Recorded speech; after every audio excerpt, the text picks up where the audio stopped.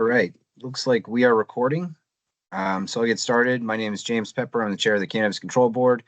Today is Wednesday, July 30th, 2025. It's 1:03 p.m. and I call this meeting to order. I wanted to make just a few updates to the agenda before we get started. There's 3 discussion points starting at 1:40 p.m. around hemp, medical cannabis dispensaries, and retail relocations. I'm not sure if any of those are going to require a board vote, but I would like to add a public comment period after those 3 agenda items and before any votes are taken, if they do in fact require a vote. So I'll add that just right after the last discussions item on retail relocation. And then I'd also like to add an executive session regarding 3 applicants that are seeking additional extensions on their application beyond the, I think, 1 or 2 that we've already granted them. Olga, what's the best spot for that? Usually I like to put it at the end so that people don't have to stick around while we discuss. Yeah, you mean at the end of the board, either at the end of my presentation, that is my last slide, so we can do it then. Okay. Unless all right, why don't we put it there? So we'll add that right after the executive director report and review of staff recommendations. Any other changes to the agenda? Julie or Kyle, would you like to see? No. Yeah. Okay, great. Well, we have a lot on the agenda. I'll keep my remarks short. LCAR did approve our new rule amendments, and they are now in effect. Gabe and Patrick did a great job summarizing some of the major changes in a peer networking event last week. That's up on our YouTube channel. I'd encourage everyone to watch it. And if you have any questions, I would say the best spot to get those answered would be emailing ccb.info@vermont.gov. Again, ccb.info@vermont.gov. Patrick is good at kind of doing air traffic control to make sure you get your questions answered. We've also updated several of our guidance documents to reflect certain rule changes.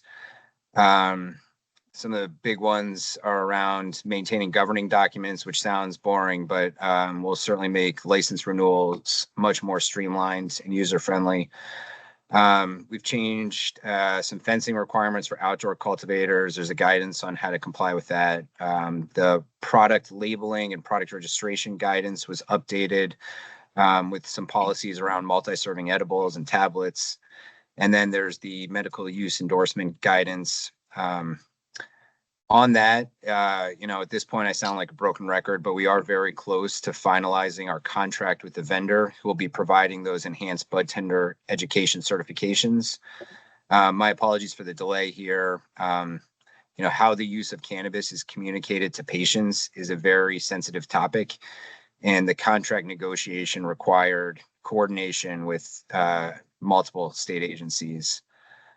But it does seem like we've come to an agreement with the vendor, and we should have this training kind of up and running for the fall. Other than that, I just need to approve the minutes. I think I've seen ones from our regular meeting on June 25th, as well as our evidentiary hearing on July 16th. Is there a motion to approve those? So moved. Seconded. All in favor? Aye. Aye. Okay. All right. Let's see. Moving down the agenda. We'll start with a public comment period. If you have joined via the video link and would like to comment, please raise your virtual hand. We'll do our best to call on you in the order that you raised your hand, and then we'll move to anyone who may have joined by phone.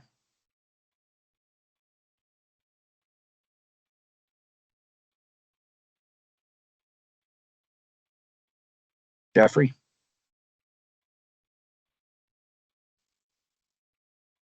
Thanks, Chair. Can you hear me okay? I can. Yep. Terrific. For the record, Jeffrey Pizzatello, Vermont Growers Association. Hope everyone's well this late July during these challenging times. It's It's good to see everybody. I just want to commend the board on closing out the rules amendment process. I encourage all that are listening to check out the guidance section of the CCB page just to reinforce that. The chair mentioned a moment ago, some really good documentation there. So thank you all for that work. Two quick comments, and thanks for this time. I just want to acknowledge that Vermont is one of the few states that prohibits intoxicating hemp-derived compounds. We're talking designer compounds, Delta 8, Delta 10. Many of us are aware of this issue, as well as hemp-derived Delta 9 from entering the adult use supply chain. I just want to comment that this is an important policy position that the board has advocated for everybody in the State House, along with VGA and others in the industry. So I just want to take a moment to thank the board for this position, the stance that it's taking. It is aligned with the interests of most licensed cultivators, manufacturers, and retailers that we communicate with, as well as our membership here at VGA. And we just hope that the board maintains that position. So thanks for that. Thanks for that work to date. Secondly, briefly, with regards to retail siting and the last peer networking event on the overview of the rules, really great job by the agency. I encourage everyone again to view that on the YouTube page for the agency, a really good peer networking event going over some of the significant portions of the changes to its administrative rules. There was a moment around the retail siting in that event that CCB officials spoke to. I just want to sort of bring a different perspective to that. It was said that this past legislative session, retailers have in a unified manner expressed an interest in limiting retail licensure. And I just want to express that, what we see that was borne out in committee activity this past legislative session was a departure from what was shared. And what we saw was to date mobilization by not just retailer license holders, but also other license types around ensuring the licensure of retail outlets, especially in towns that don't have retail opt-in. So not contributing to the density issue, but ensuring even and fair geographical distribution. And it's important to keep in mind that, the retailer license types aren't a monolith. There's a diversity of opinions out there, some really excellent small independent retailers, and they hold different opinions. And so I just want to provide that. And I'm going to thank the board for holding that event last week. And I just want to share that it is important, we believe, as an organization here at VGA, to open up retail licenses in towns without contributing to the density issue. So we just want to, I'm going to close out by saying we encourage you to do what you can to open up the retail license once again. Thanks for your time. Appreciate everybody. Have a good meeting. Thanks, Jeffrey.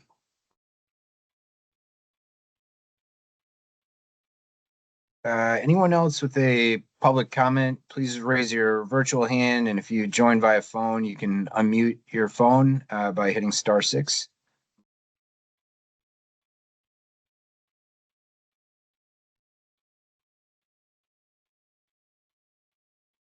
Nope. Okay. I will close the public comment section and moving down the agenda, Olga, turn things over to you. Mm-hmm. Sounds good.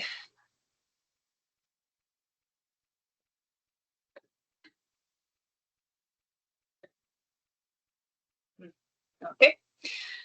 All right, so here we are with our monthly executive director report today, July 30th, 2025. A quick update. As you all just heard, we did have our peer networking event that was devoted to the review of the newly adopted rules that went in effect on July 15th.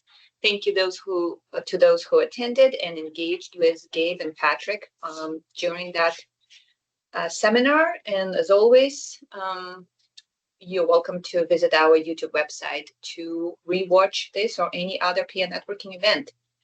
As of right now, we do not have our new events scheduled yet, but as soon as that's available and ready, Patrick will advertise broadly. So stay tuned for that. Now on to the adult use program licensing data, which is current as of July 16th. So first, we'll start with a snapshot of all active licenses over the past year. It's one of our newer slides where we could watch for trends and fluctuations. So if you could, as you could see here, if we look at July of 2024, we have exactly 50 more licenses this month when compared to same time last year. So that's at a glance. We had 614 currently.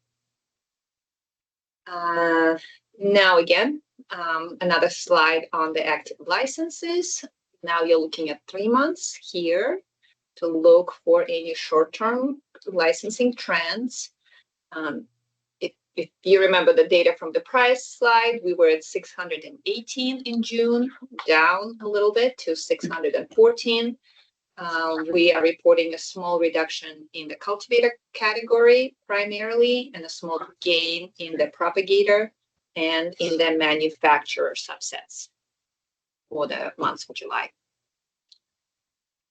So that's a quick summary. The last 3 months, and priority status slide, no changes here, months over months. Numbers are tracking. Moving on to our cultivation slides. It's a familiar slide here. You're looking at the active cultivation licenses broken down by type and tier. You may recall from the earlier slide that we are reporting a decrease of 6 cultivators months over months. On the next slide, you'll be able to see which tiers and types are most impacted. So I'll move on to the slide that has 3 months of worth of data. So bright red is July data. And as I mentioned, we're showing increase 6 cultivators, decrease in the cultivator category. And those include 4 in the outdoor tier 1. So you could see here from 87 to 83. And then have a couple that impacted our indoor cultivators, including in indoor tier 3 and 1 mixed tier 1.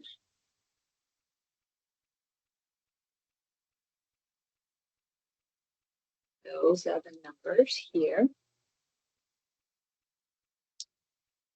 Okay, looks good. All right, so that's we got for cultivators, and one new slide here for you. So this is what we have so far on our medical endorsement regarding requests for medical endorsement. So 15 retailers so far have expressed interest in obtaining a medical endorsement. All 15, based on the preliminary review by the licensing team, have met the qualifications. Again, preliminary review so far. We have 2 out of the 15 who have also expressed interest in a drive-through option. Again, we are very early in the process, so those are just inquiries that we've received. And you could see the breakdown based on their status, priority status. So that is interest. Yeah. When we get a little further down the line, can you share with us the sort of geographic distribution of those? Yes, I think as soon as so far we got 1 application that was submitted. Okay. Because 15 requests and sort of inquiries that the licensing team received through the web form. As we get applications in, yes, we can most certainly pull the data where they are. Yes, so that's on that part of the report. Now a quick look into the issuances and relinquishments. I think Julie, you had some questions specifically on issuances. So we got 2 new slides here to address board's interest in seeing who is receiving licenses in the recent months and whether those are the brand new entrants to the market or if it's our existing licensees expanding into additional license types.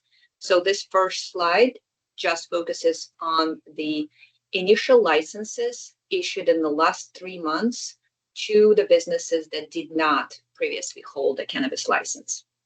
So 2 charts here side by side, and you could see that only 2 such licenses were issued in the preceding 3 months. Both went to the manufacturers, 1 standard and 1 economic empowerment. So very few new entrants. So that's that. And I have one more slide for you. And this slide looks at additional licenses that were issued to the existing license holders in the last 3 months. So again, 2 charts here. The chart on the left breaks down this new licenses based on the priority status. And the chart on the right shows the types of licenses issued over the last 3 months.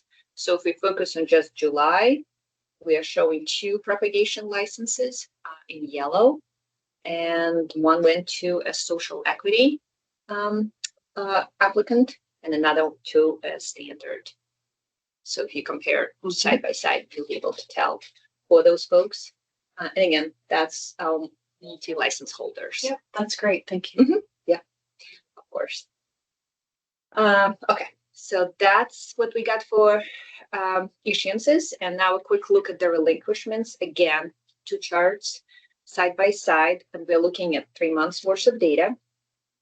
So on the left, you're looking at the chart that shows relinquishments broken down by priority status. So in July, right, we got 7 relinquished licenses, 3 from economic empowerment, 1 social equity, and 3 standard.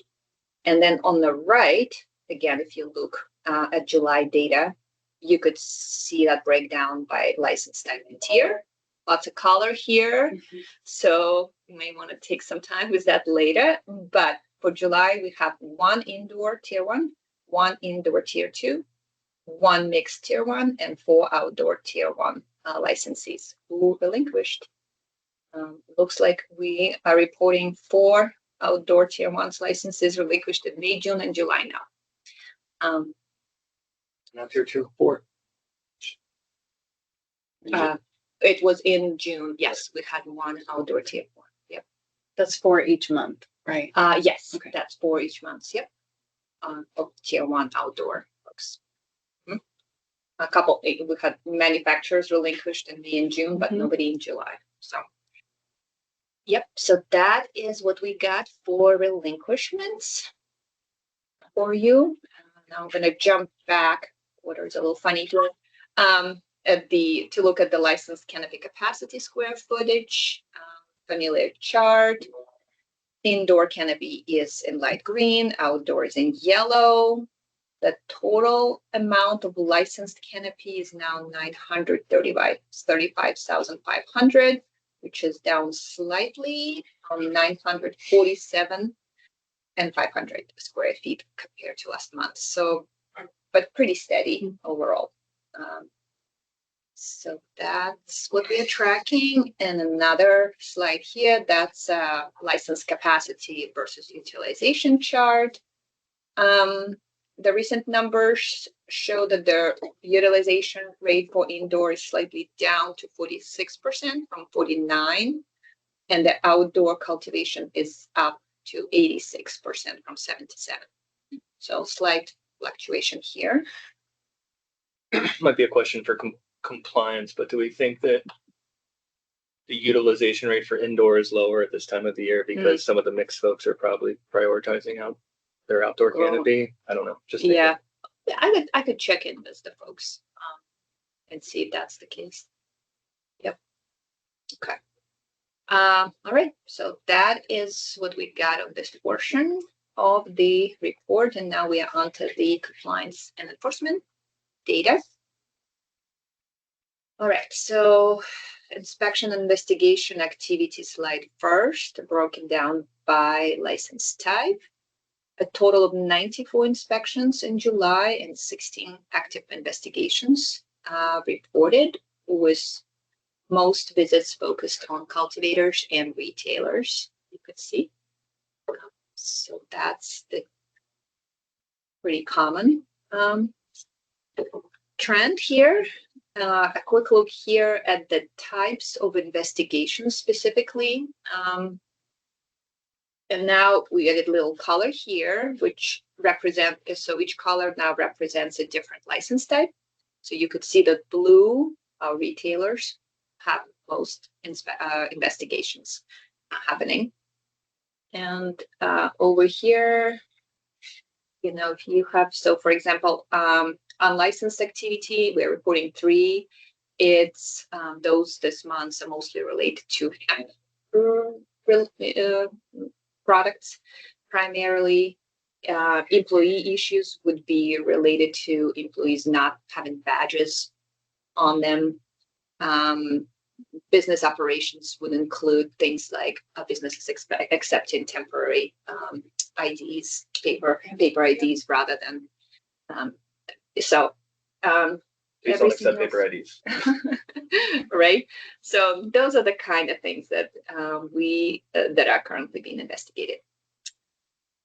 Okay, and moving on to other compliance and enforcement actions over the last, so again, 3 months worth of data. And as you could see, our complaint count for July is at 42, a lot of complaints processed.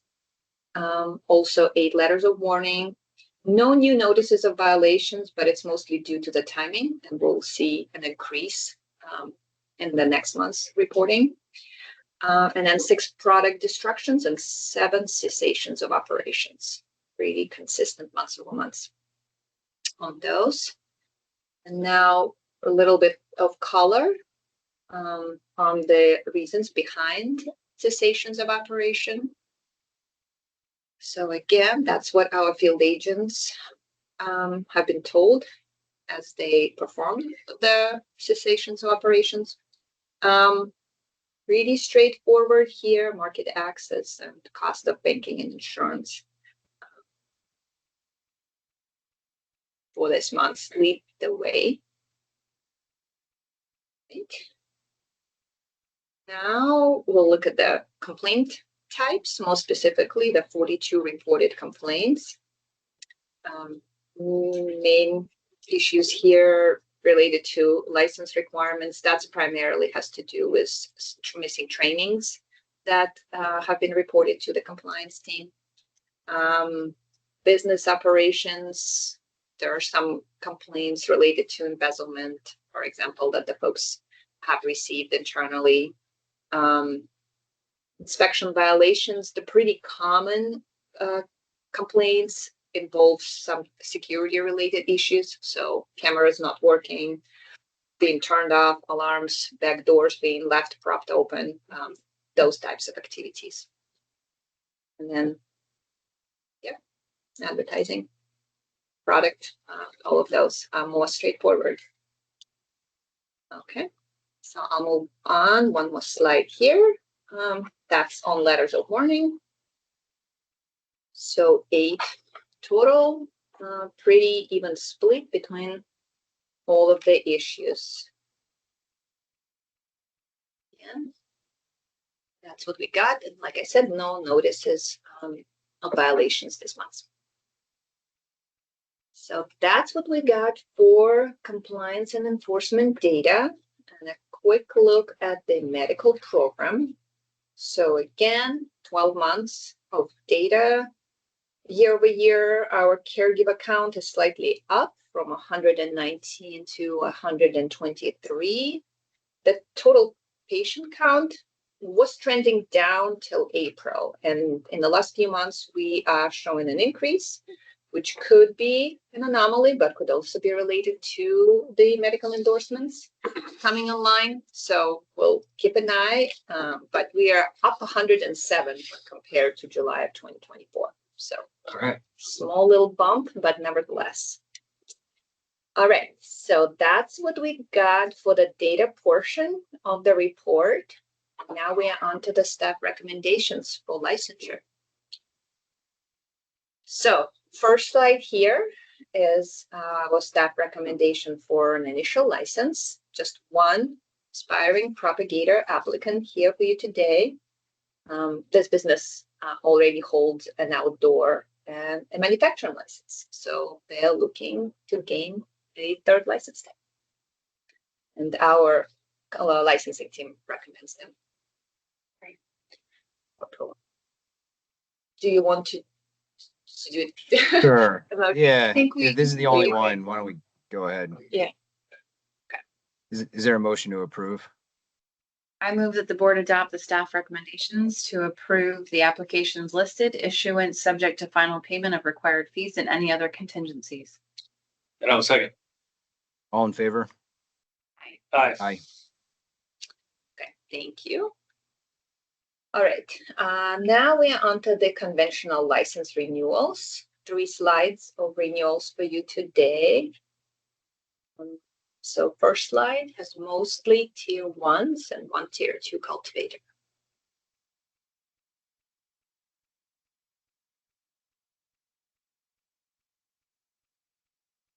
Right.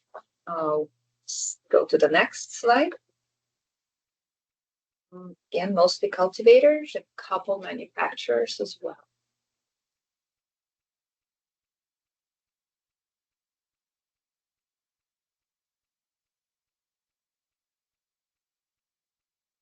Right, and one more slide here. Primary manufacturers, retailers, and a wholesaler.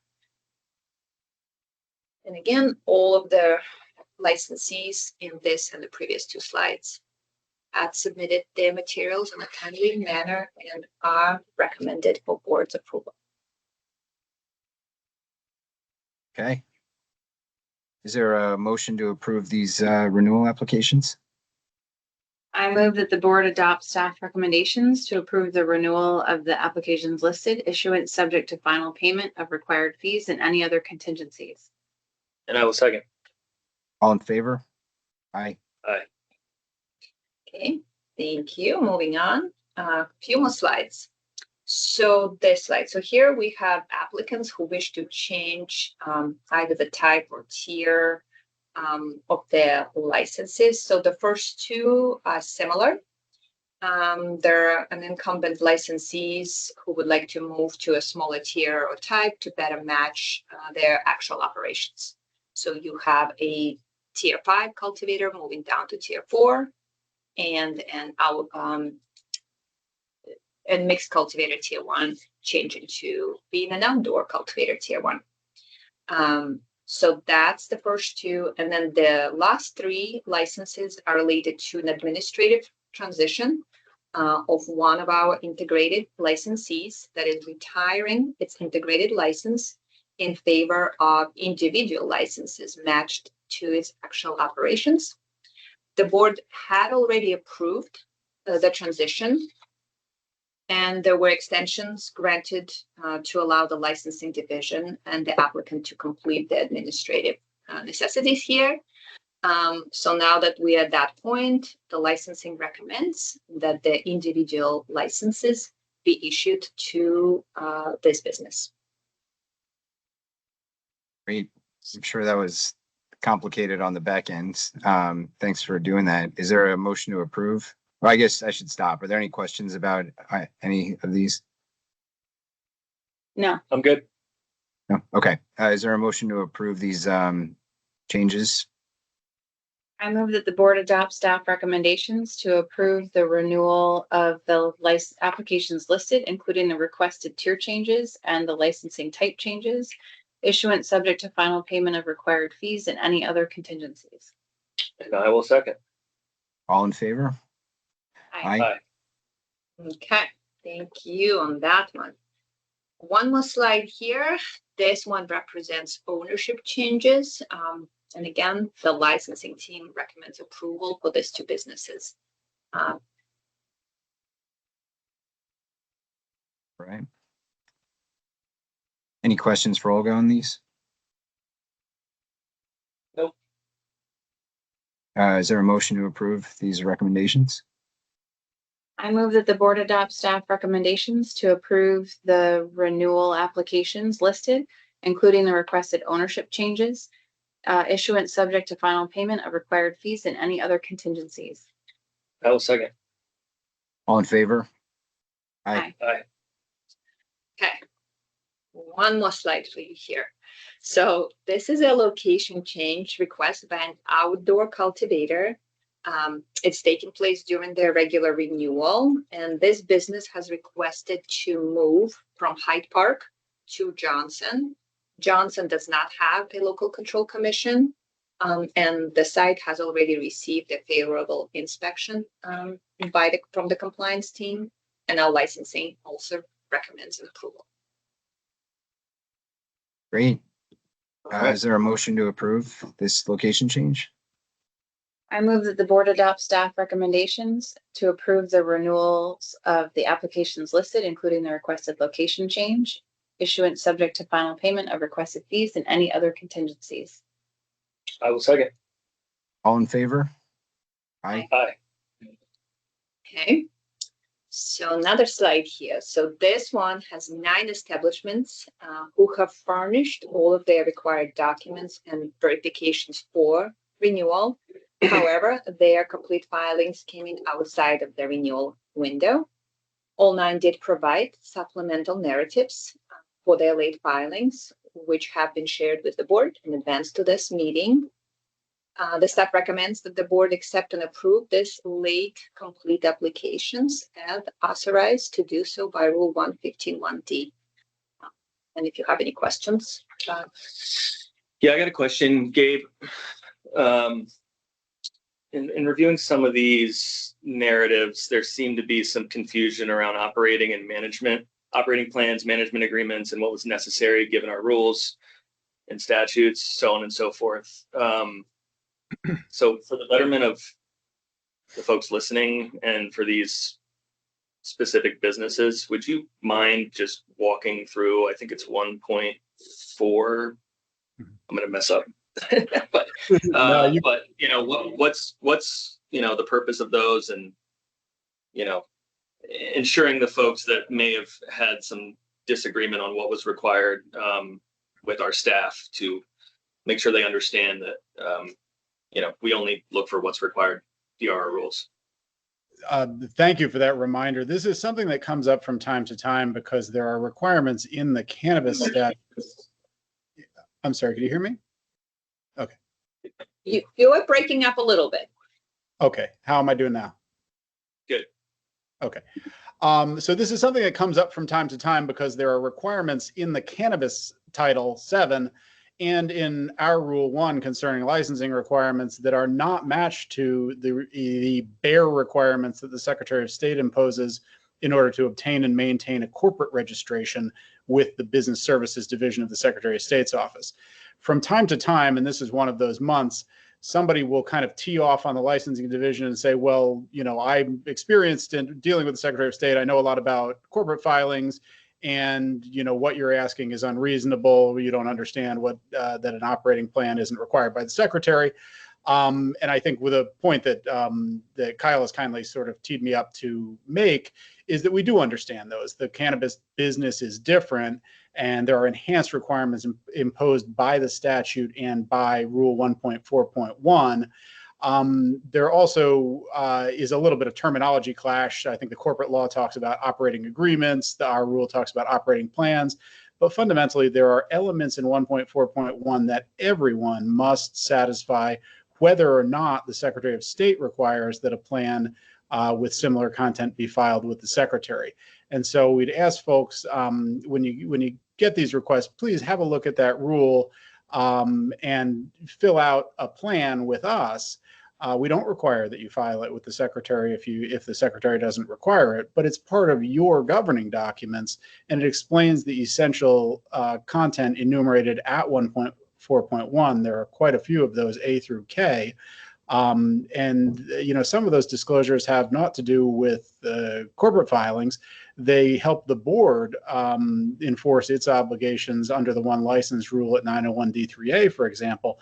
The last element in an operating plan with us, not with the Secretary, is disclosure of whether any person who's involved in the business has a controlling interest in a past or present cannabis related business, etc. So everybody in cannabis world understands why that's being asked. Just because the Secretary of State doesn't ask it, please don't harangue our licensing staff over that. They're doing their jobs to insist upon it. So I hope that answers your question, and thank you. A similar thing I might add, because it's been an issue with a few folks before. We understand that operating agreements filed with the Secretary only have to be signed by one member. The board, however, requires that they be signed by all members. That's a safety provision to make sure that everybody who's associated with the license is aware of the way they're associated. Again, we know the Secretary doesn't require it. We require it for separate reasons. So I hope that explains, and thank you. And thanks for everybody for listening. Thank you, Gabe. All right. So with that, I would entertain a motion to approve these per staff recommendations. I move that the board adopt staff recommendations to accept and approve the renewal applications listed, and that issuance is subject to final payment of required fees and any other contingencies. And I will second. All in favor? Aye. Aye. Aye. Aye. Thank you again. Okay. So now here we have a renewal application that awaits third-party information legally required for its renewal. Our staff believes that it is reasonable to expect that the required information will be received, and our staff recommend that the board allow the license to continue in full force pursuant to 3 VSA paragraph 814B, and defer a decision on the renewal application until the next board meeting, which is scheduled for August 27. And as always, if the license is renewed at that time, it will retain its ordinary expiration date. Okay. Is there a question on this for Olga? No. Okay. Is there a motion to defer action to next meeting on this applicant? I move that the board adopt staff recommendation to accept and continue and defer a decision on the renewal until the board's next meeting of August 27th. I will second. All in favor? Aye. Aye. Okay, and so finally, here, this is the list of the 3 licensees who are requesting an additional extension to complete their renewals, each having already received an extension from June through today. The application record for each renewing applicant has been shared with the board members, including all of the narrative explanations for requesting additional extensions. Because the applications were not timely filed and remain insufficient for more than 4 months after the renewal window opened and 2 months past the deadline, our staff recommends that the licenses be allowed to expire for failure to renew. But as the chair mentioned, I believe he has requested an executive session. Yeah. Yep. Is everyone all right with that? There's some sensitive issues in here, and I think it's probably best that we just speak with licensing directly about these 3. Yep. Agreed. Okay. Well, is there a motion to move into executive session to discuss these 3 requests? I move that the board enter executive session pursuant to 3 VSA 313A6 to discuss records exempt from public access under section 317C because they pertain to personal information concerning applicants as well as trade secrets. I will second. All in favor? Aye. Aye. Okay. And I'd like to invite Melissa if she's available, and Gabe and Olga, of course. I don't know how, I assume this will take about 10 or 15 minutes. Why don't we just say we'll be back at 2?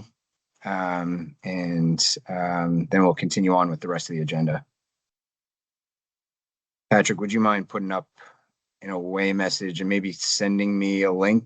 I don't know what the best thing to do. I can just call you guys if that's best. Yeah. Okay.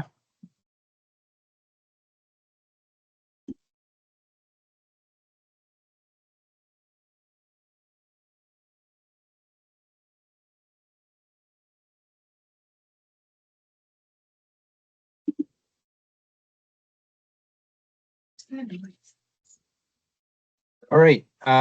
So we're out of executive session. Just as a time check, this is the regular meeting of the Cannabis Control Board on July 30th, 2025. It's 2:08 p.m.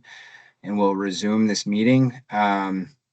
So we just got out of an executive session where we discussed the details of three applicants that are either on their second or third renewal request or extension request.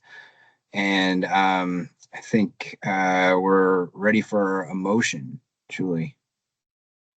I move that the board accept staff recommendations that the licenses that were previously listed be allowed to expire for failure to renew per Rule 1.152A.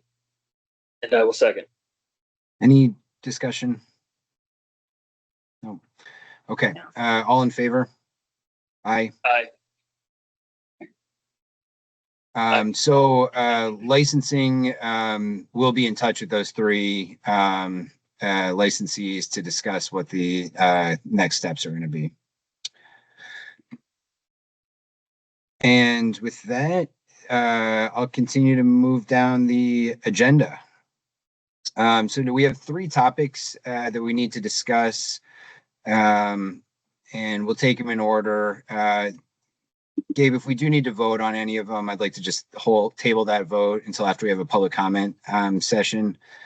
But would you mind maybe walking us through the first one on hemp? Is that all right? Sorry, I don't mean to put you on the spot like that. I'm happy to do it too, if you prefer. No, happy to do it. I've just got so many tabs that I'm going to just take a second to get to where I want to be, but that's no problem.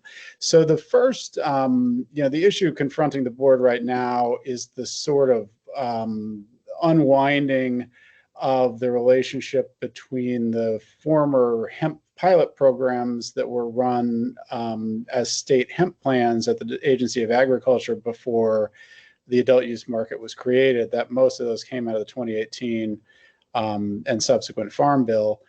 When the adult use program was stood up, it coincided almost exactly legislatively with the cessation of the state hemp program run by the Agency of Agriculture, Food and Markets. When the Agency of Agriculture, Food and Markets regulated hemp production in the state, they took an unusual step and actually registered hemp processors, the people that turned hemp biomass into CBD products downstream, whether that was CBD beverages or CBD pills or what have you. So when the program at Ag ended, the state returned administration of the hemp production system to USDA. And USDA never did regulate downstream market partners of hemp cultivators. They call them producers, we call them cultivators. So that there's no such thing as a USDA hemp processor license. USDA just takes care of the cultivation, which they call production, and then they don't inquire into what goes on with the hemp downstream. So the board was asked when AAFM closed their program and stopped administering it, the board was asked to create a kind of, or like a shadow registry of people who used to be hemp processors, with it in mind that they kind of, wanted some recognition that they were continuing in the same business they were in, and two, somewhat anticipated that there would be a need in the future to keep them updated on legislative developments, whether that meant a delegation of authority to the CCB to write hemp rules that would include licensing processors, or whether that just meant giving, public health and safety information,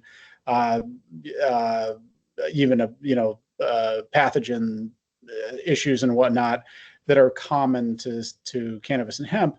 Just a lot of good reasons to have a voluntary list of people who identified as hemp processors and wanted to keep their information current with us. Unfortunately, the agency doesn't have the statutory authority to issue a genuine credential about hemp processing. That right still rests with the Secretary of the Agency of Agriculture, Food and Markets under 6 VSA 564. I think that the people that stood this up early in the program as a CCB administered list may have envisioned that there would be some kind of agreement where the Agency of Agriculture would confer upon the CCB or authority to run hemp processor credentialing on its behalf, or there'd be some kind of memorandum of understanding. As a legal matter, that is not possible to do because of separation of powers problems. Only the General Assembly can reassign executive responsibility for running a program from one division of the executive branch to another. We can't kind of make a deal with another agency that will take over their functions. So that leaves us with this credential that really doesn't mean anything. At the federal law, they only see producers. As a matter of state law, the Agency of Agriculture, Food and Markets had their shall changed to a may, and then quite intentionally and with the consent of everybody involved, shut down their hemp program. That was the end of legal significance to the idea of being a hemp processor. That doesn't mean that hemp processors are not subject to any laws. It means they're subject to the same laws that all of the public are. Especially the laws distinguishing for state purposes hemp from cannabis. We've tightened those up, the General Assembly has tightened those up in the past 2 sessions to close some of the loopholes that have led to intoxicating hemp beverages and products appearing in unregulated spaces where they can be they're really literally no regulation. They're not subject to the excise tax as intoxicating cannabis products are. They can be sold to kids. It's some really alarming stuff along those lines has proliferated in interstate commerce. The board also wrote its rule 2.17. So that email change. I'm sorry, I can't hear you. Oh, no, I think that was just the person that just joined. Sorry. So the board, thanks, sorry about that. The board also in the past several years, beginning in April 23 with the emergency rule, promulgated what is now its rule 2.17. And the goal of 2.17 was the same as the amendments to the definition of hemp. It was to sort of undo the mess created by the 2018 Farm Bill at the federal level and to say for state purposes, we've got real clear lines about what products are hemp and what products are cannabis. And, those are the familiar ones from 2.17, no more than 1.5 per serving, no more than 10 per package.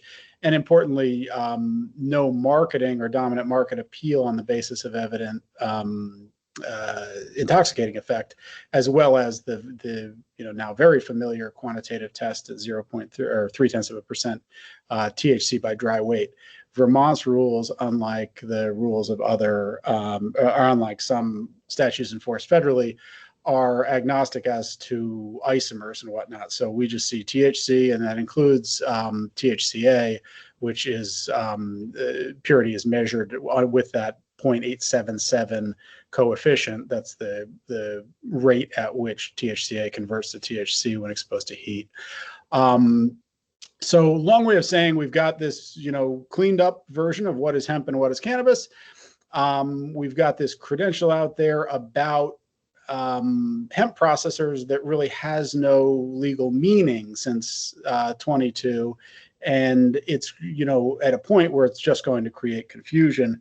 And it appears to me to exceed the agency's authority to administer a credential that isn't really, that has no grounding in statute. There is an important political decision to be made about whether or not hemp processors should be regulated. Most states do not regulate them. They follow, what is now the status quo in Vermont, where hemp processing is just subject to the same hemp versus cannabis distinction that prevails in the state or federally, and that's the end of the story. So to that end, and simultaneous to this, we get a ton of calls. I think poor Patrick is, almost constantly fielding calls from out-of-state hemp purveyors and people interested in being compliant with the unique rules of the state about what is hemp and what is cannabis. And those folks are, deeply, deeply confused in some cases about what the rules are in Vermont. And they need a clear, concise statement of what those are. And so what we've proposed for you today is some language that could be hosted on the board site that would take care, would kind of achieve two tasks. The first is to articulate the history and the how and why in FAQ style of the former hemp processor credential, which today is not really a thing. And the second is to answer frequently asked questions about the legality of hemp products in Vermont that are commonly received by Patrick. So we have some language for you to review that tries to tell that very complicated story in a concise way that will be helpful to the people that we serve and interact with. And so that's where we are. I should pause, invite any questions from the board, and I know you wanted to invite some discussion on the topic, Mr. Chair. Yeah, thanks for that background. So, it's my understanding that there came a point when once the pilot program at VFAM, the Agency of Ag, disappeared or went defunct or went moot or, whatever else we call it, that there were a number of people in the hemp processing business that were legitimately growing hemp and taking that biomass and converting it into products that wanted some kind of recognition that the state knew what was going on for the purposes of banking and insurance, so that they wouldn't have to get a cannabis license and then be subject to, the cannabis banking and insurance rates. And potentially some cover with, I guess, the DEA or the state police or whomever else, law enforcement generally, that they were on a list somewhere. The state knew what was going on. They're not trying to hide the ball at all. That to me are the main issues. And so I'm wondering if we say that we're no longer going to maintain this registry, which of course we're not allowed to maintain, it doesn't mean anything. We all know that it's just a list on a piece of paper somewhere. Does that feel like we're putting the current people that have relied on that? Is it too much of kind of like a rug pull for them that all of a sudden their banks are going to stop recognizing them? And their insurance companies are going to stop recognizing them, and they may be subject to enforcement actions? No. What it means is that conventional CBD hemp processors who are taking low or trivial THC biomass that is hemp and processing it into low or trivial THC content products that are hemp products under state law are perfectly fine. In a way, it's good news. You don't have to pay anybody. You don't have to answer any regulatory questions, really. You just have to obey that same distinction between hemp and cannabis products that we talked about earlier.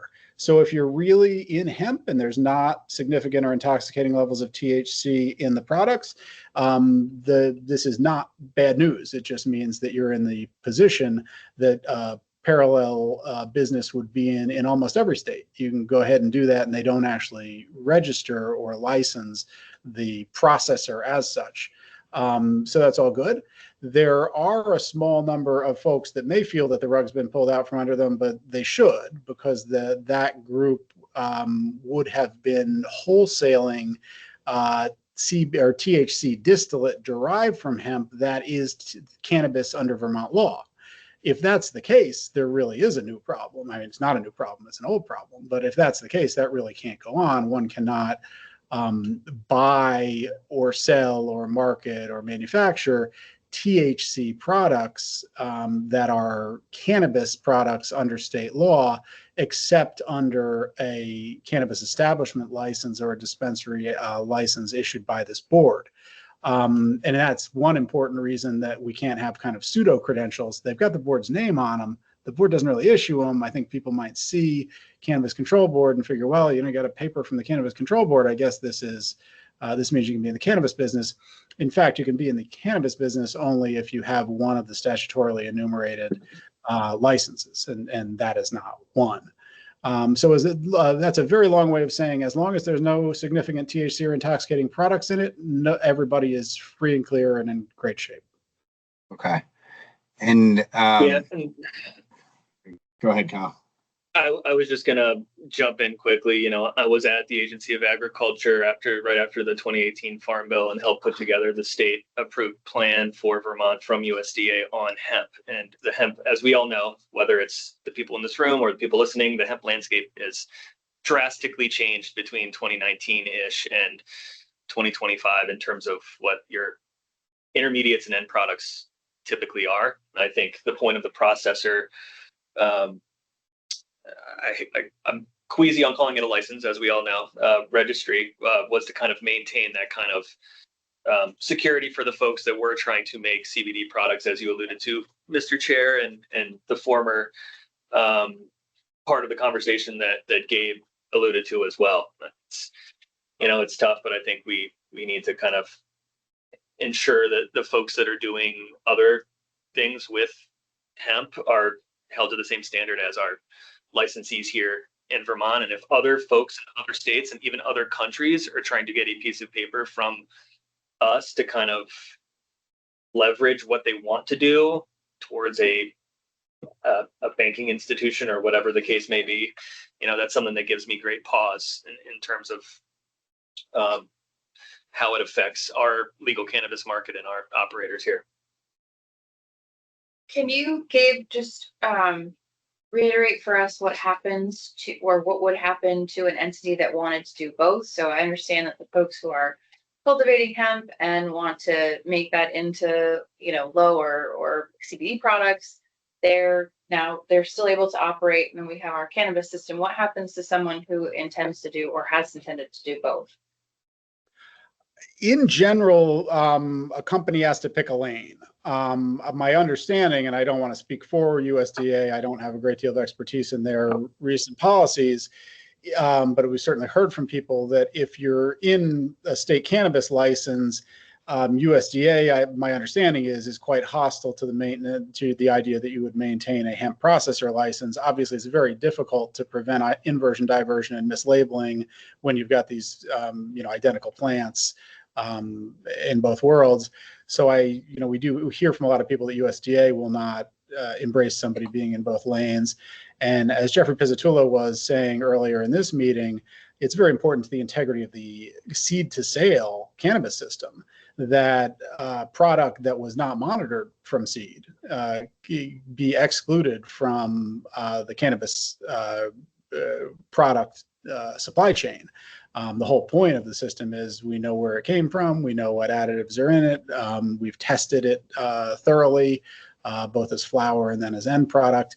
If we undermine those protections, we're undermining a lot of the public protection brought to the cannabis consumer by the state tax and regulate system, and we're also, taking away from the tax department money that's meant to fund benevolent things in the world. And it's really unfair to in addition to the safety problems, as Jeffrey said, I think it's really important to the fairness and integrity of our market that folks choose a lane. And if that lane involves the appeal of intoxicating products or intoxicating products, in fact, that lane is the CCB's licensed lane as a cannabis establishment. And if it doesn't, it's the comparatively less regulated or unregulated world of hemp and CBD processing.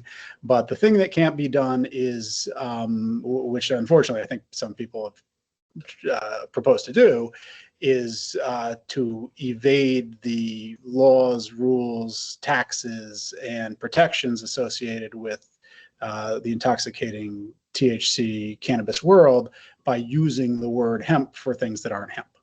We've got a really clear definition in the statute now, thanks to hard work by the General Assembly, by this board, and by our cannabis licensees.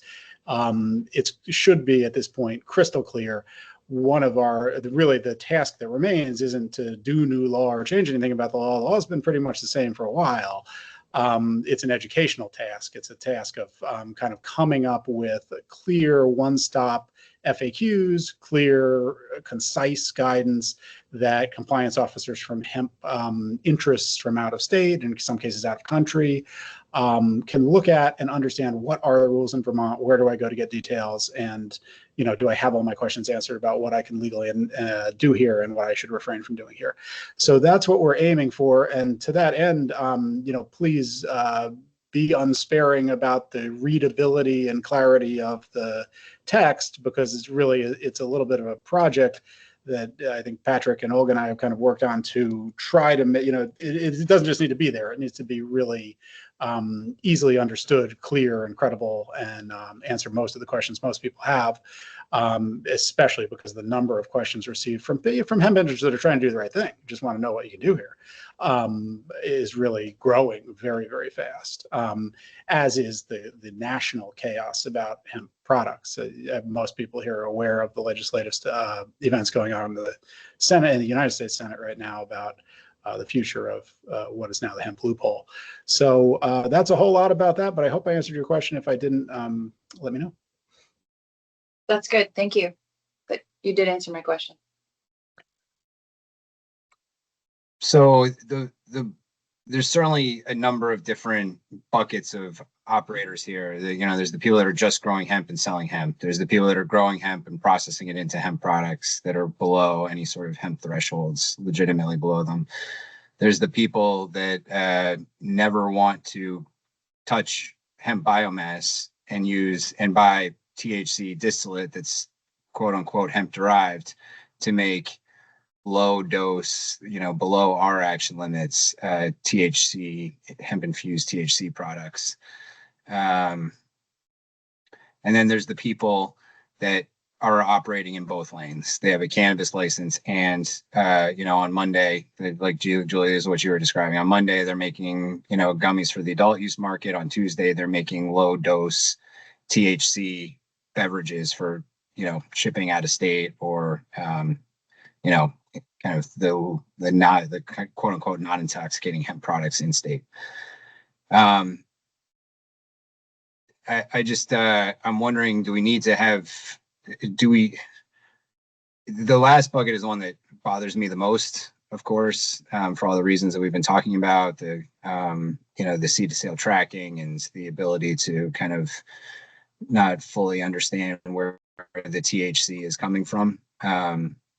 And also the fact that, as Gabe has alluded to, that commercially trading in THC distillate, whether it's hemp derived or, marijuana, cannabis derived, is cannabis for the purposes of state law. And certainly I feel like for federal law as well, whether there's any enforcement on that end, I don't know.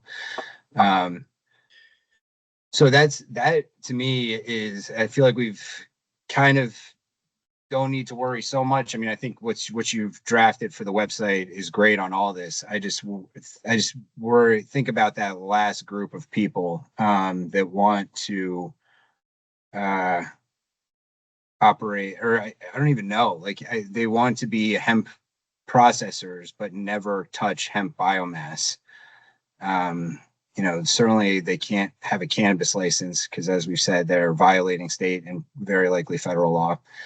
And we can't just kind of turn a blind eye to that. I'm wondering if there's any appetite at the board to look into finding licenses for those people legislatively, as in revive portions of the Agency of Agriculture's hemp processor rule, or hemp pilot program. There's a rule that's already been drafted. It was in effect. I'm wondering if we should work with agency partners to look at getting authorization to actually regulate the people that want to fall into that bucket. So far, I guess I understand your question in terms of there is all this stuff moving interstate. What if some of it can be brought in legally and people want to work with it? The biggest problem I think that we see with that is the extraordinary amount of bad faith obfuscation and just outright nonsense about what is legal for interstate transit. We have seen, and we do see, out of state nominal hemp interests asserting to would-be buyers in Vermont that it is perfectly legal to buy THC distillate as long as it was sourced from hemp, even if it vastly exceeds 0.3%. I mean, it's almost, concentrated orders of magnitude beyond that. That's just interstate drug sales. That's not legal. And so I guess I think the most important thing isn't that that you as a board tell everybody what all the rules are, so much as that we as an agency emphasize to people that want to do cannabis adjacent things that they really need to get their legal advice from Vermont attorneys, not from people who are, advocates for industry or salespeople or the websites of out-of-state attorneys, but really talk to a Vermont licensed attorney if you're going to do something hemp or cannabis hemp adjacent that seems to involve an undue amount of THC. Because as I understand state law right now, and I think it was very much the express intention of the General Assembly in the last two sessions to close the loophole, if there is a transaction where an out-of-state interest sells THC concentrate to someone in the state of Vermont, both buyer and seller may have committed a crime. And that's a serious matter that the board can't undo for people. We don't have authority under current law to confer the right to kind of be in there without some liability because of the federal status of what's moving is so troubled. I'm not sure that we want to be trying to make those distinctions. As you've said, the General Assembly does have the ability to kind of create another lane. But what's going on nationally has been very strange to watch in the sense that there's this push, it has been this push by hemp as it is kind of faced pressure to advocate for a kind of regulation light version of cannabis regulation. And that doesn't, creating parallel systems doesn't have a lot to recommend it, I don't think. I feel like a great deal of work has gone on over the past 10 years by advocates and legislators in this state to develop, the lightest weight system we reasonably can have around intoxicating cannabinoid products. And we don't even make two. But I don't mean to say don't go there at all, but I guess go there with caution in light of what's happening nationally. But more important, this would require action by the General Assembly in future sessions. And, we're an executive branch agency. We just work with what we got right now. So the way I'm looking at this is you want the board to get out of the practice of issuing any sort of hemp registration, because that is just not what we do. We want to make sure that the existing cannabis licensees that are making, either hemp derived, intoxicating products for sale out of state, or are making low non-intoxicating, low THC hemp products in state, are not sourcing distillate. They're not transacting in THC distillate, that they consider hemp derived, because that's the crime right there. And we can't turn the other way on that with our crop of licensees. And Rule 4 is very, very clear that a cannabis establishment cannot acquire cannabis as defined by state law other than from another cannabis establishment. Right. And so, that's right within your wheelhouse. So another way of saying that is separate companies, please. There's no circumstance in which a Vermont licensed cannabis establishment as a corporation should have hands on anything that is a cannabinoid product that it was not tracked from seed to sale. Right. And you'd like to update the website to reflect these decisions. And the only question that I have, for Julie Kyle, is whether we feel like we should pursue some sort of credentialing regulatory oversight over the people that are non-cannabis companies. But they want to purchase biomass from in-state or out-of-state that meets the definition of hemp, convert it into a distillate and make low-dose hemp products. So we have to have this kind of definition of an intermediary product that as long as they're starting with the actual hemp, that they could make those products. And then the only question, that's the question for Julie and Kyle. The question, Gabe, for you is, what about the businesses currently that have a cannabis license and a hemp registration that their machines are running right now, and they'll be running tomorrow, and they're sitting on hemp derived distillate. Like, it seems like they're part of their business model, and the understanding of our hemp registration was that they could do that. And do we owe them anything, I guess, is the question. I don't know that anybody with our license reasonably would have been buying THC distillate from sources that aren't cannabis establishments. So I think I hear what you're saying about process intermediaries, and note it makes a good point. If you're in the pure CBD business, if you're taking hemp biomass and processing it into CBD products and whatever, you're still isolating cannabinoids, and you can still, in the manufacturing process, come into stuff that's over 0.3%, even though you have no intention of marketing it. There's a clause in the loophole closing in the definition of hemp that does allow possession, notably not marketing, sale, anything else. Allows that kind of ephemeral possession of the process intermediary by somebody who is duly registered as a hemp processor. The only problem right now is that there's nobody authorized to do the due registering. That it's got to be. So if I understand where you're going with this, does it make some sense to have regulatory control in order to both protect lanes and to protect the people that are doing pure CBD business from the accusation that they're holding concentrate they shouldn't hold? Probably. I mean, there's that clause is in there for that reason, that everybody knows that there's this process intermediary issue, where they might have a good reason to possess it, even though it's not going to leave the facility in any non-trivial amount.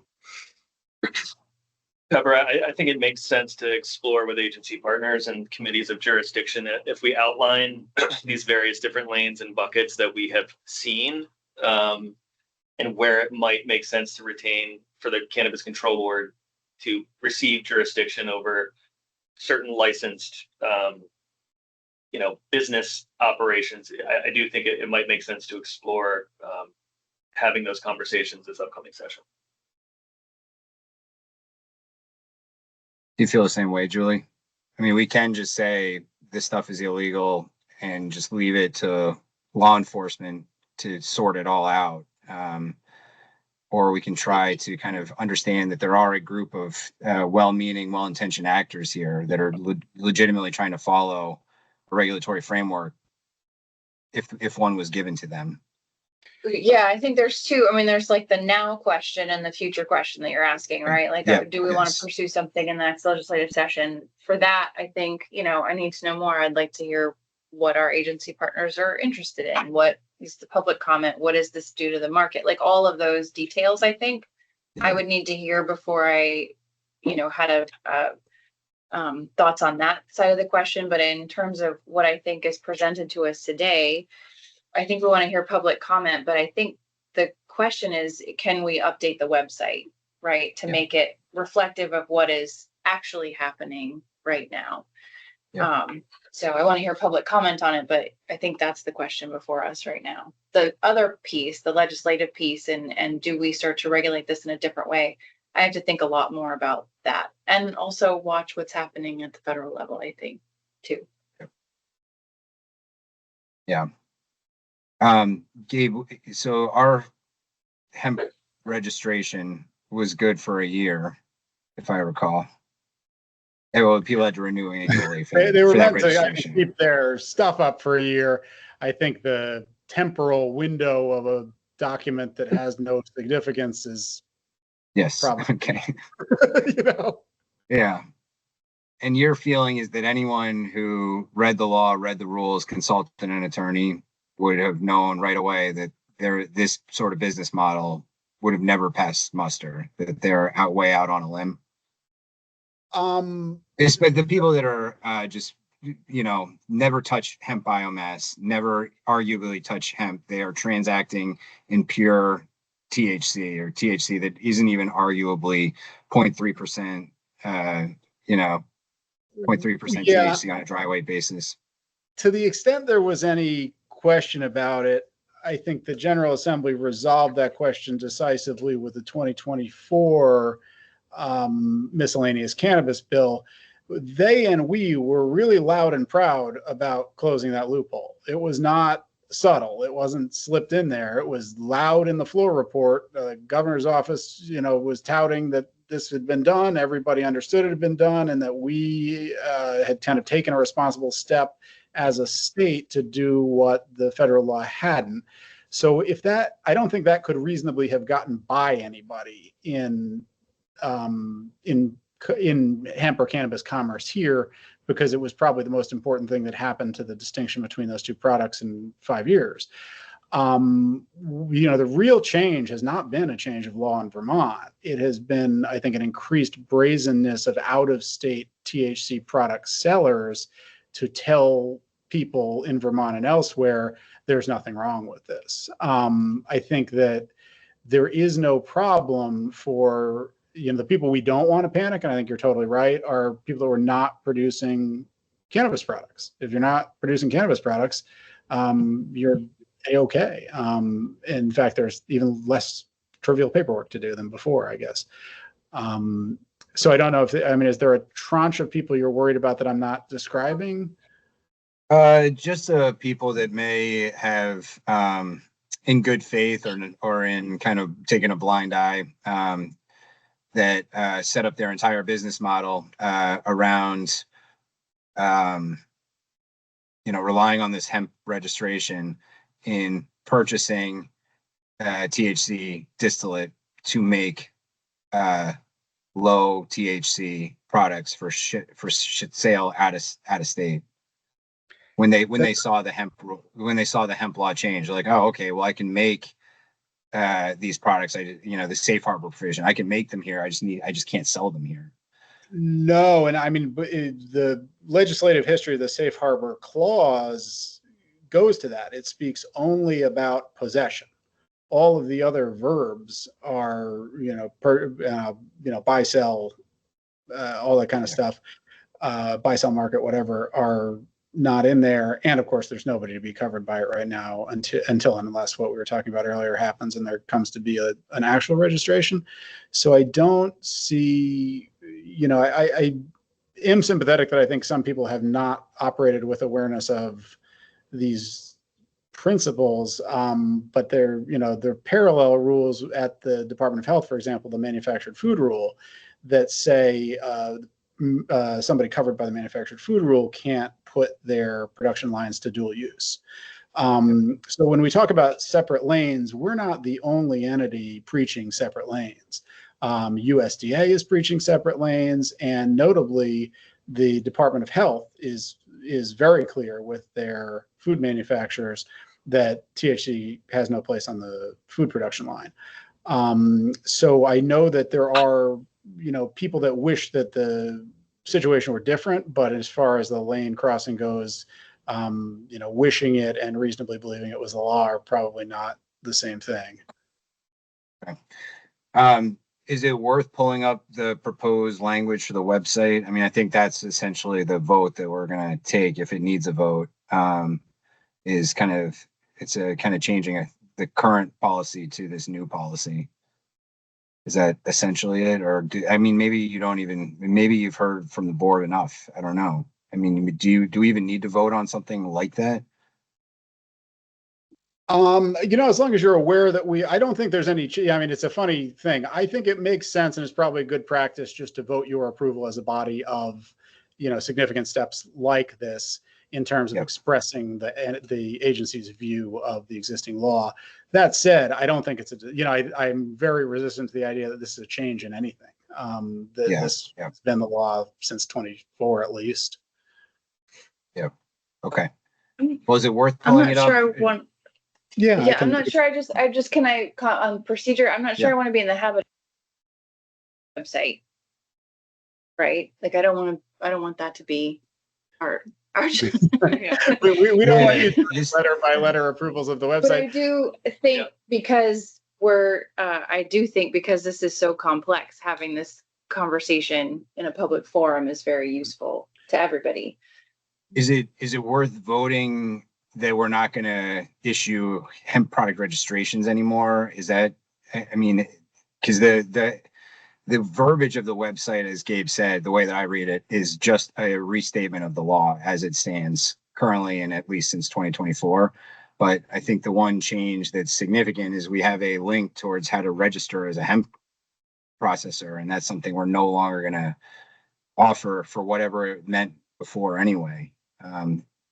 I don't know. I mean, maybe that's not a policy change because it didn't really mean anything to begin with. Yeah, I mean, the funny thing to me is if you go back to the state hemp rules promulgated by Ag, which they're no longer administering, and you look at the definition of what it means to be a hemp processor, it does not mean be a THC wholesaler or even anything wholesaler. It literally means taking in biomass and processing it. So I think somebody who is used to that, and I think you're right to worry about this, somebody who is just used to that term and that registration meant a thing back when the pilot programs were running, they would not reasonably expect that this meant what it's been construed as, I think. So I don't think a vote is needed to put up web content, as you've said.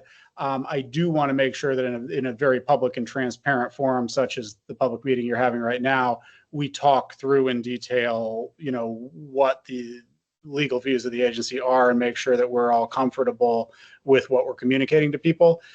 Mostly because people are clamoring for answers. We get a lot of questions about this. Right. Well, I don't mean to belabor this. I know that the verbiage that you've drafted is just a restatement of everything you said today and a restatement of our rules and laws. So I don't know if you need to pull it up or not. We got two other discussion points.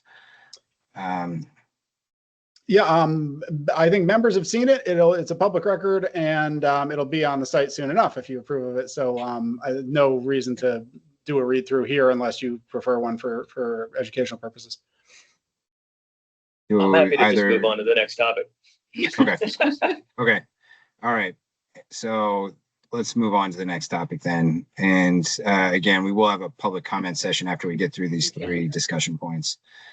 So the next one relates to the issuance of new medical dispensary licenses. Gabe, do you want to just tell us the origin of this discussion point? Yes, thank you. This is like the stop everything meeting. The question before you right now is sort of what is the status and the future of medical dispensary siting and credentialing? We all heard from a lot of people who were completely right throughout the past 2 or 3 years that the medical system kind of fell by the wayside and got forgotten a little bit. It got remembered in a really big way last year in this when we created the General Assembly gave you authority to create the medical use endorsement for adult use retail. That is about to, in fact, pretty much effective today, is opening more sites than have ever existed to possible access for medical patients. We've gone from the tiny handful everybody was really worried about to having a potential 100 plus additional sites for medical patients to obtain medical products. And we have the instruction from the General Assembly in the rulemaking section of the dispensary chapter to merge these systems, to make them as consistent as possible, and implicitly not to run parallel systems side by side at high expense with all the inconsistency and irrationality that entails. So I'm burying the lead here, which is I think the question before you is, should the board interpret the current statutes or exercise its discretion under the current statutes, which I think is a more accurate thing to say, to issue new dispensary licenses? And my feeling, and I think the staff's feeling, is that we shouldn't, because the dispensary system is at this point deeply underdeveloped relative to the adult use system that now incorporates access to medical products through retailers. And so nobody really does this because they're not very lucrative. But if someone were to come along and say, I have a dispensary license, I just want to open 7 more dispensaries in the middle of a retail moratorium and pay not 1 penny more in licensing fees, and exist in a world where there are no clear rules for me, even though other outlets have just seen the passage of 100+ pages of rules about them. Do we want that to happen? I think probably not. I think you're probably better off pausing the acceptance and processing of applications, either to become a new dispensary that's never been licensed before, or to add sites that have not been authorized before. The rationale there is really that seems to be the intention of the General Assembly, to move toward a unified system that's merged together. All of your regulatory efforts have gone into governing that unified system, and aspects that used to be important to keeping the dispensary system was built in a very early time in cannabis legalization, when one of those licenses meant at the time authority to do everything vertically from seed to sale, from cultivation manufacturing all the way through the retail end of the dispensary. We have a new system now that breaks those down into their component parts, has special rules for each component part. What I'm not suggesting is, and I don't think the law supports it, is that anything change at all for the existing dispensary sites. The law is still there in the chapter, but the rationality and purpose of issuing a new dispensary license, if someone were to ask, nobody has asked recently, and we don't expect it, because most people if you're in the retail business, you've got a much less expensive and clearer path to do this. But if that hypothetical were to come true, and somebody were to say, I want to, open either 4 new sites under my existing dispensary license, or I want to obtain a new dispensary license in the context we're in right now, should the board entertain that, my sense is that you ought to consider at least, probably saying no, or at least pausing it while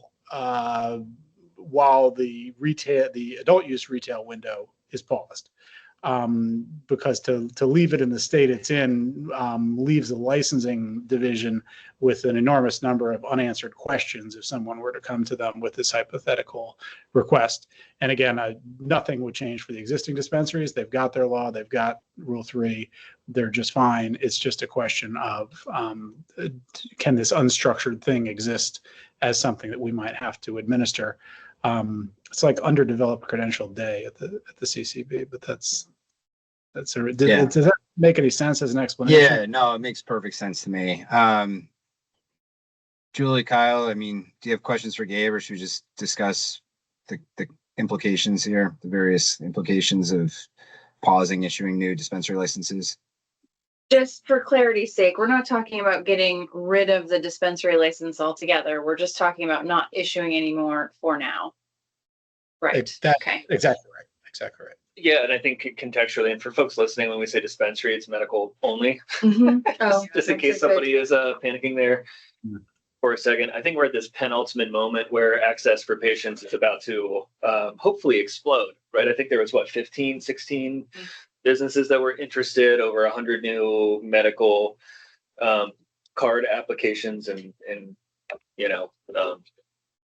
everything over the last couple months. I think I want to see how that takes off.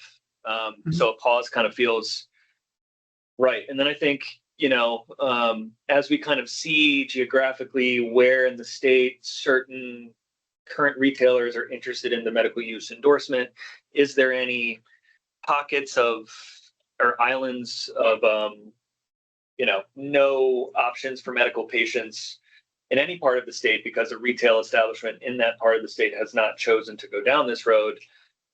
Would it make sense for a medical only dispensary to kind of stand up an opportunity in those parts of the state? That's something I would be interested in. But I think the first step is really seeing how this medical use endorsement proliferates through the market. And I'm conscious of the activity at the federal level too. I think Pepper, right, the Rohrabacher Farr Amendment was added back into the budget bill. If not already, it's anticipated that it will be. Yes. Yeah. Right. And that specifically protects medical programs. So I think it's important for us to keep that in mind as we sort of watch how everything unfolds. And Yeah. I'm glad you mentioned that. It's a good case for not asking the General Assembly to mess with those, with those Exactly. statutes. Some of the incumbents would rather we not do that too, but it gives you a nice fallback if we have to hurry up and convert people. At least we've got a structure. Exactly. So, That is exactly what I'm alluding to. Point, Yeah, I kind of point view it taken. in an opposite. I kind of view it in the inverse of the retail density problem. Like, let's find the medical islands after MUE kind of. Mm, Did I say that right that time? I keep getting it wrong. You got it. All right. After we kind of see where those pockets of MUE are, is there any medical deserts versus retail density? I guess if that makes sense. And then if there's a of interest in putting one of these in one of those areas, that would be something I'd be more curious about. Dave, is this something that would require a vote? Sorry to harp on that question, but they're like kind of pausing on issuing new medical dispensary licenses. I think it makes sense to. These are discretionary things. Whether you vote or not, we told you what we plan to do. But I think it makes sense just in terms of public accountability and clarity to just maybe take a motion to match the pause in retail application acceptance with a pause in dispensary location and new license acceptance. Okay. And the kinds of things that it sounds like the board would be interested in reversing that decision or reopening it would be if there was a kind of surge in patients in an area of the state that doesn't have ready access to medical products, either through a medical use endorsement or an existing dispensary, or changes at the federal level, or maybe just changes in just a fundamental shift in the dynamics of the market somehow. Yeah, I mean, anything that would make it rational and in the public interest. Yeah. Yep. Okay. Well, then why don't we leave that conversation there and move on to the last item is about applications to relocate retail sites. Do you want to give us a little bit of context here? Or, I mean, we all saw this coming, of course. We wrote a rule, then we removed it, and then we realized, well, that rule applies equally to changes of location as it does to new sites. So thank you. This one can be summarized much more crisply than the other two, where it's going on and on forever. You've got a new rule effective on the 15th, 1.7.2. It was developed in the context that the chair has just explained, with this kind of struggle to make a citing rule and the new instruction in 24 from the General Assembly to get at it. And what 1.7.2 effective on the 15th says is that a retail cannabis establishment requesting a license amendment to relocate under Rule 1.17 may relocate to a different municipality only if, in the board's sole discretion, the relocation would improve the geographic distribution of retail cannabis establishments in conformity with the purposes of 7 VSA 881A5F. And everybody who isn't Googling furiously, I'll ruin the surprise and say A5F is the new section that directed the board to develop retail siting rules. And so when a rule talks about in conformity with its purposes, it means the purpose of fix and distribution.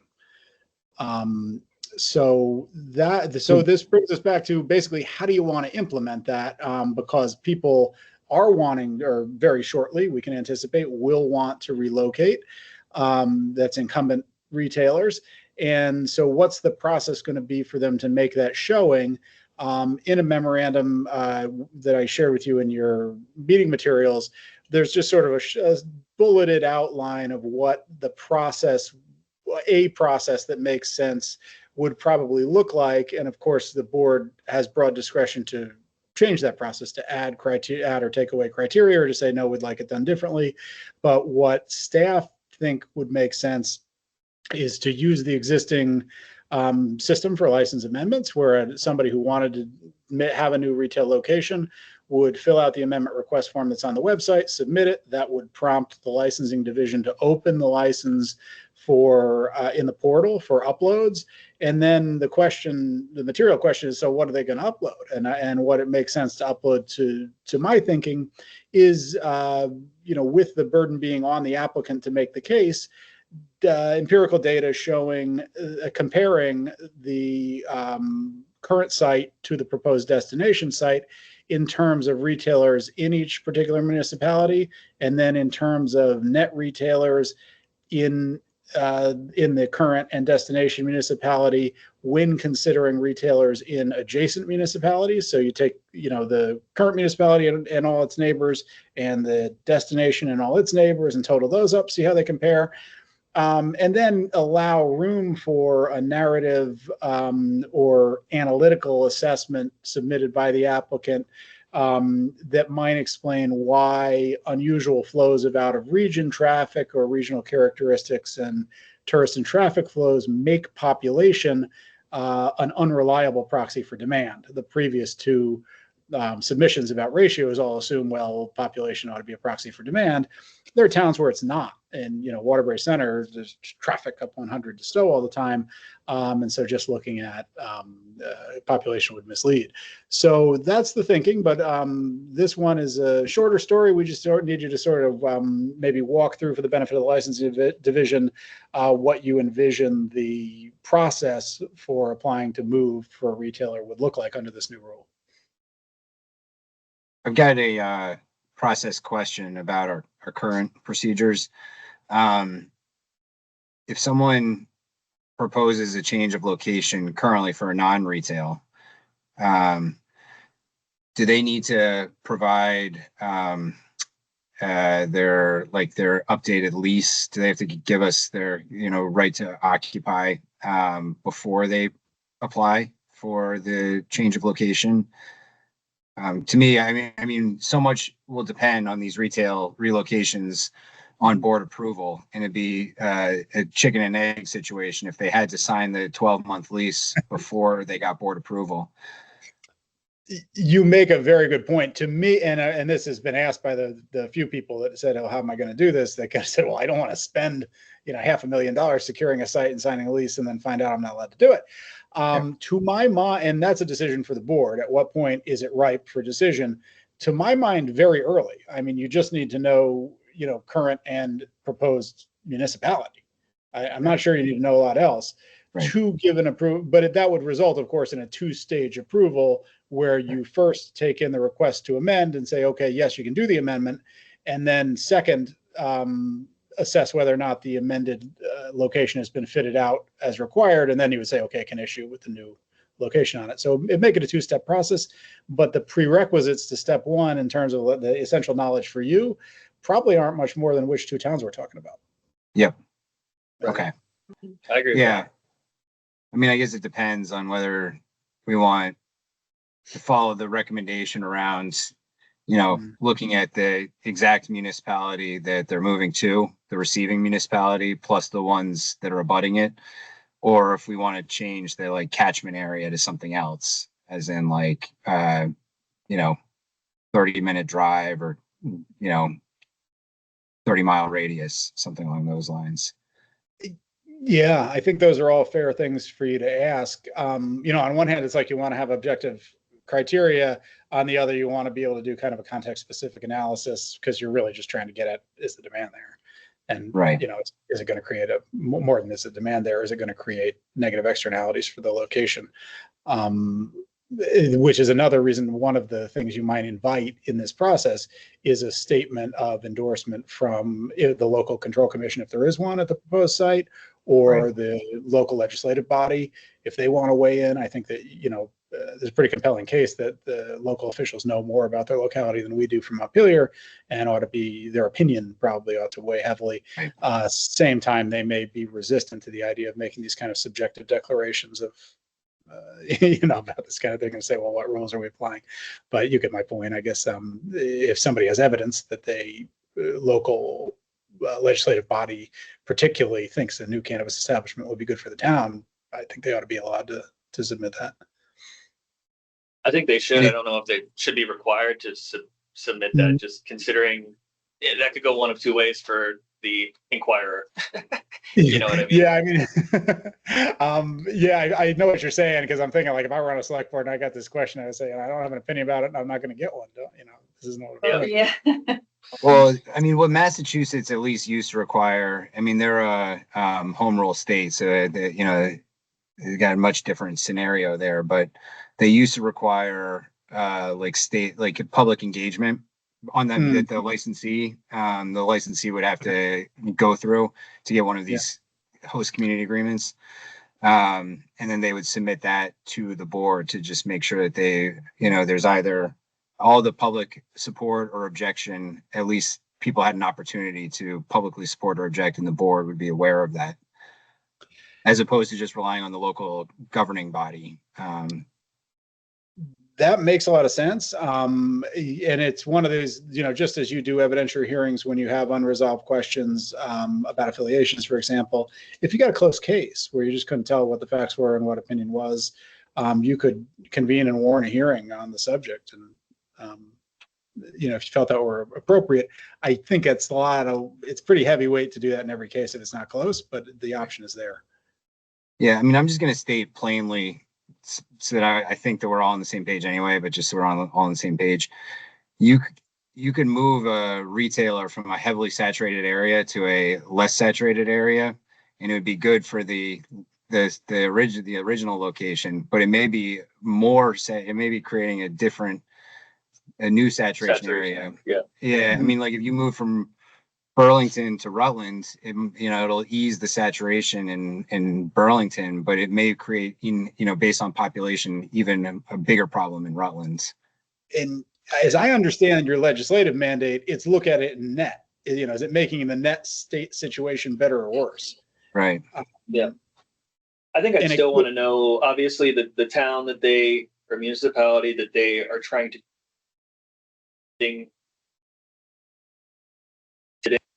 the population, is this a tourist? I know some folks in the retail community don't like it when I harp on the tourism numbers and how many bodies it adds to the state over different seasons, but what is it, a tourist part of the state? Is it, you know, should we be relying strictly on residential folks, or, you know, what's the second homeowner rate?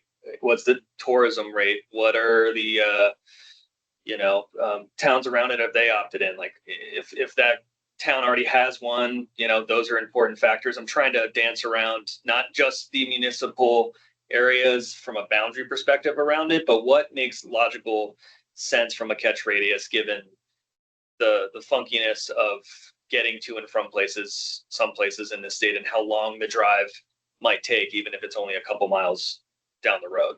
You know what I mean? That to me is almost more important in this interim time period than going and getting the blessing from the specific community or local control commission, only because you kind of moot out yourself if that doesn't always go well for you, considering whether you get an answer or not. You know, I mean, I get that helps us, but I don't know. I'm more interested in the density problem than I am the local stuff at the moment. This is an interim policy, right? We promised an awful lot of people that we would have like a full-throated conversation about density. Yeah. Right. Mm-hmm. So I just want to, in context, think like if we go too far down, the details, we're kind of creating a rule outside of the rule process, right? I want to avoid doing that. Right. But what we're looking at is an interim process, right? Before we create or do a much deeper dive into this. Is that right? Yes. And I fully expect next year that there's going to be a lot more local control over retail siting, whether that's for a relocation or for an initial. The question today, it's a big topic, but we have a delightfully narrow question today, really, which is the kind of the mechanics of the licensing division doing its work. You know, somebody comes to them next week and says, I want to do this. And the immediate question we've got to answer today, or we hope to answer today, is, okay, what do you want them to give you? That doesn't really tie your hands about collecting other information or context-specific information, and it wouldn't really tie your hands about the way you would do the analysis. The important thing is that the analysis be done in an objective and consistent way so that people in similar situations get similar answers. But we don't have to do that all this instant. I don't think it's real. I don't think it intrudes upon the idea that you shouldn't make rules through policy. I think the rule is brand new, and we just sort of need to say, okay, how do we tell the licensing division to operationalize it in terms of, when the applicant or the applicant's attorney calls and says, well, what am I supposed to upload? We just want to know what to tell them for the time being. Yeah. And as long as we know that, the rest we can sort out. And we're So going to then- take public comment on this, right, Pepper, Yeah, before we yeah. move forward? Okay. Yeah.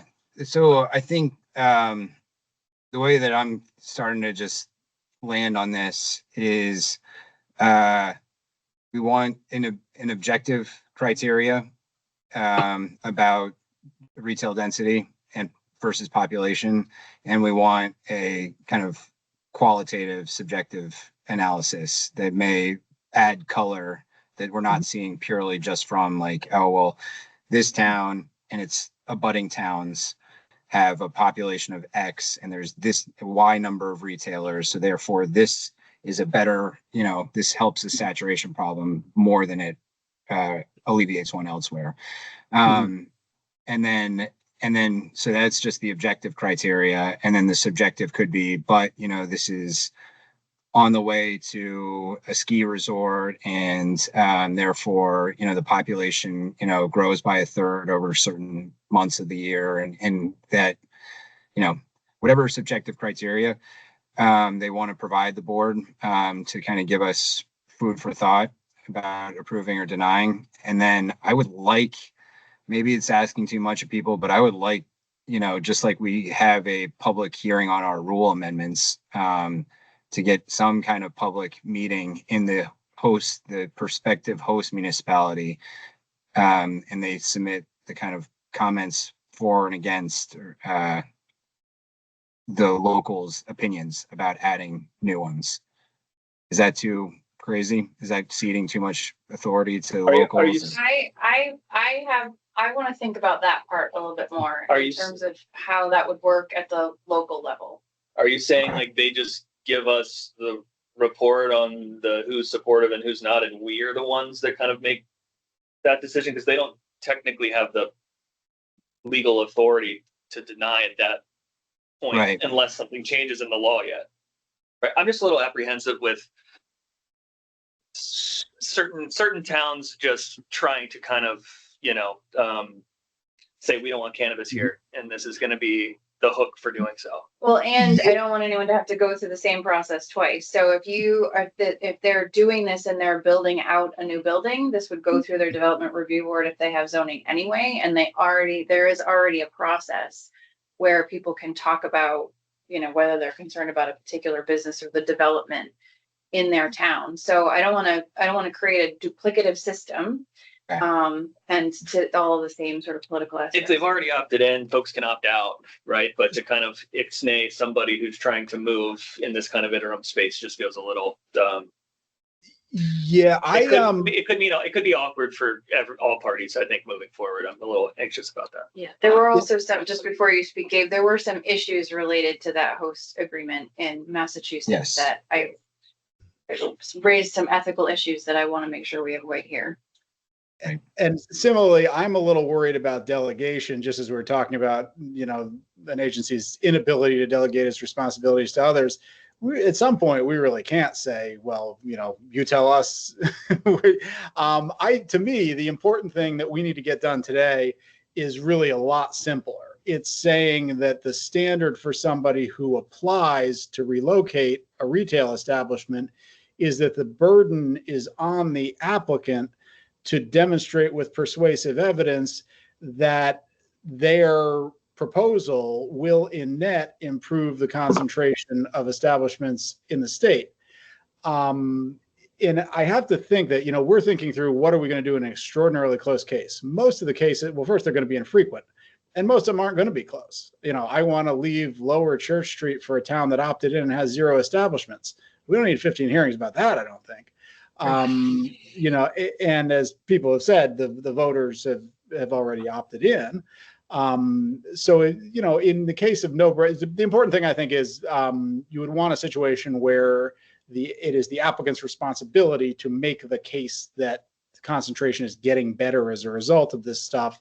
And where you tell the applicant, okay, there are a couple concrete metrics we want you to give us, and then give us your traffic analysis if you think those metrics don't tell the whole story. And Okay.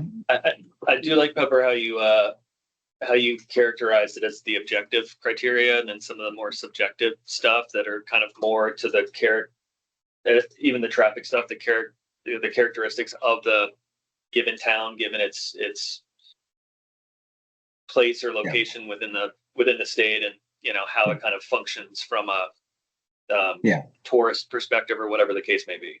However else you can state your case.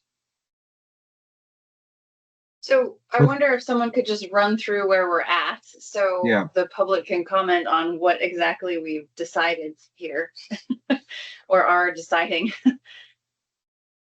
I think we don't need to. We've laid out kind of how we all feel about the current hemp situation on the record. I think, Gabe, correct me if I'm wrong, but we may vote on whether we're going to stop registering hemp processors. I don't think you have discretion to register. Okay, so we never should have done that to begin with. That's not really a change that we need to vote on. Okay, but we did have a kind of robust discussion about hemp. And if people feel like we missed the mark or aren't considering something, really appreciate your comments there. We voted, or we have had a conversation that we're not going to accept new medical dispensary applications indefinitely. We've laid out kind of the things that may change our mind to reopen those. And, love to hear people's comments about that. And we have not made that decision yet, but, that was where we kind of landed. And then the last one is when it comes to retail relocation, we're going to shift the burden to the applicant to provide both empirical and subjective evidence as to why the change is consistent with our rule about supporting better geographic distribution. So those are the three issues. I think only one that requires the vote is the medical, the kind of not accepting or issuing new medical dispensary licenses. But happy to hear anyone's comments. So why don't we just shift to that, unless anyone wants to add anything to that? No. All right. So then we're moving down to the agenda. This is our last item before we take that one vote. If anyone would like to comment on those three issues or anything else, I'm happy to take those comments. Just raise your virtual hand if you join by the link, or if you join by phone, we'll get to you next. And I see Scott's hand up. Scott Sparks.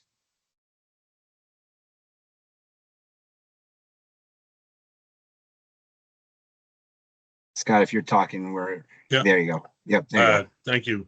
As some of you may know, I own Vermont Hempicurian, which I've had since 2018. I have never grown hemp, but I have bought and still continue to buy hemp products, CBD products from Vermont growers and sell them in a retail setting. This last week, East Rise Bank, which I use for my Vermont Hempicurian business, required me to sign a legal document that I'd never seen before, and I'm not sure you're aware that they're doing this. I'll just read the first point that they had me sign because it doesn't apply. It doesn't make any sense to me, but I thought you should be aware if you're not. It says, I certify that products sold or grown by the business member, meaning me, qualify hemp under Vermont law, and that the business member is currently registered and licensed with either the Vermont Hemp Program administered by the Vermont Cannabis Control Board or the United States Department of Agriculture's U.S. Domestic Hemp Production Program. I answered this yes, but I'm not registered with anyone. I'm just a retailer. I've never had to register with anyone. And I just wanted to make you aware of that they're doing this, and it might be worthwhile reaching out to Eastrise to just have a discussion with them. Scott, thank you for that. We have good relationships with them, and I think this is probably the sort of thing that we can clear up really easily simply by sharing with them the information that was discussed earlier, which is that no special governmental permission is required if you're dealing in actual hemp under state law. Yeah, Scott, I really appreciate you flagging that. We'll be in touch with Eastrise ASAP to talk with them just to see where they came up with that language and what they think it means and how it comports with what we know this area. Okay, they have many other things in this document as well, but I just thought I'd start there. So I'll let you guys take it from there. Just wanted to make you aware if you were not. Appreciate that. That's a Thanks, good flag. Scott. Thank you. Thank you. Anyone else for public comment that joined via the link? Feel free to raise your virtual hand if you'd like to comment. I know it's been a long meeting. All right, and if you join via phone, you can unmute by hitting *6 if you'd like to comment. I actually don't see any phone people left. Let's give it one more minute. Tito? Hey guys, can you hear me okay? Yep. I do want to support what Gabe was saying as far as the single location rule when it comes to the dispensaries. And it definitely feels like that single location rule has been what feels like the biggest factor in keeping the big businesses at bay and giving all of the smaller businesses a chance. So definitely agree with that with the medical as well. Single location. Okay. Yep. Thank you. Thanks, Tito. Anyone else? Okay. So I'll close the public comment window, and then I think we should take a vote that we're not going to accept or issue any new medical dispensary licenses indefinitely for the indefinite future. Is there a motion for that? I move that the board halt the acceptance of new medical dispensary license applications and halt any new location of medical dispensaries. I will second. Any final discussion on that issue? No. Okay. Nope. All in favor? Aye. Aye. Aye. Okay. All right. Gabe, thank you so much. Olga, thank you. Thank you, licensing. Thank you, everyone. Really long meeting, but really helpful. You know, there's all these issues that just keep percolating that we need to deal with, and it's important that everyone knows what we think about all of them. So other than that, if no one has anything else, I will adjourn the meeting. Thank you. Thank you, everybody.